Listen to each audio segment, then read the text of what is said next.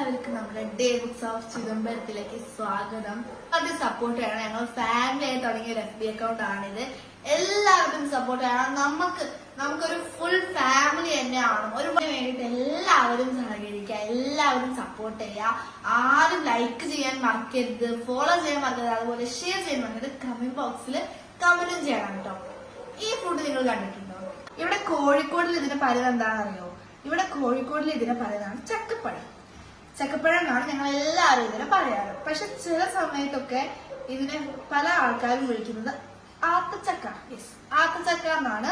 അപ്പൊ ഞങ്ങളിവിടെ ചക്കപ്പഴം എന്നാണ് പറയാ. അതുകൊണ്ട് ഞങ്ങളുടെ ചക്കപ്പഴം എന്ന് പറഞ്ഞു തന്നെയാണ് സ്റ്റാർട്ട് ചെയ്യുന്നത്. ഈ ആത്തച്ചക്ക, ഈ ചക്കപ്പഴം എന്ന് പറഞ്ഞു കഴിഞ്ഞാൽ ഹൈബ്രിഡ് വെറൈറ്റി ആണ് കേട്ടോ. അതവിടെ തരി ഉണ്ടാവില്ല. നോർമൽ ചക്കപ്പഴത്തുള്ള അതൊന്നും ഉണ്ടാവില്ല. അതേപോലെ കുരുകളും അധികം ഉണ്ടാവാത്ത നല്ല അടിപൊളി ചക്കപ്പഴം. പൊളിച്ചു നോക്കാം.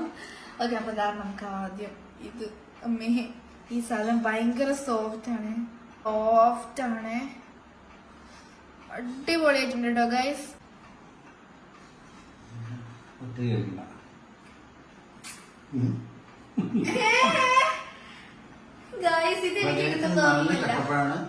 അത്തച്ചക്കയുടെ ഒരു വെറൈറ്റി ഹൈബ്രിഡ് ആണിത്.